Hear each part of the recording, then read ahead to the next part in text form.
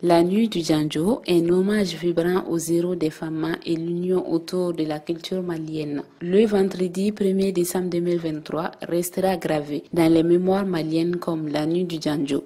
Une célébration mémorable orchestrée par la Fédération des associations des jeunes Djeli sous la direction énergique de Beydi Diabaté. L'événement tenu au prestigieux Palais de la Culture Amadou Hampâté-Bâ de Bamako a été une ode à la victoire des forces armées maliennes à Kidal, sous le haut parrainage de M. Abdoul Kassim Fomba, ministre de la Jeunesse, des Sports chargé de l'instruction civique et de la construction citoyenne, et avec la marraine Madame Iyasek, femme entrepreneur. La soirée a connu une affluence impressionnante, démontrant la solidarité du peuple malien envers ses soldats et leurs familles. Le ministre Fomba, témoignant de sa gratitude, a souligné l'importance cruciale des griots dans le tissu social malien. Saluant l'initiative de la fédération, il a souligné le rôle central des griots dans la réussite de la transition du pays et a exprimé son soutien indéfectible envers de telles initiatives culturelles. Aujourd'hui, vous avez décidé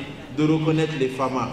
Et c'est quand même important, lorsqu'il y a un cadre comme ça pour reconnaître les FAMA, qu'on soit présent également. Parce que ce sont des acteurs qui nous soutiennent énormément. Je dis souvent aux jeunes de ne pas oublier leurs valeurs, de ne pas oublier nos traditions. Et dans nos traditions, il y a forcément les Djeli qui sont là. Le rôle que vous avez joué dans le passé, vous avez dit que dans le Mandé, on vous a donné un rôle. Effectivement, on vous a donné un rôle de conciliateur. Vous aviez le rôle où tous les chefs, c'était vous qui étiez en mesure de leur parler, de leur tenir le langage de la vérité. Et je pense que ce serait important que vous nous teniez la même chose aujourd'hui.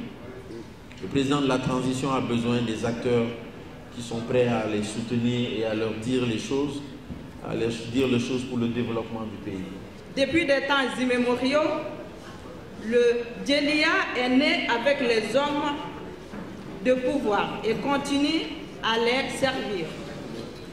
Le Djandjo était chanté par les Djeli non seulement pour encourager les soldats qui partaient à la guerre, et le même chant au retour de ces vaillants soldats pour les féliciter pour leur victoire et également pour saluer la mémoire de ceux qui sont tombés sur le front, sur le champ de bataille.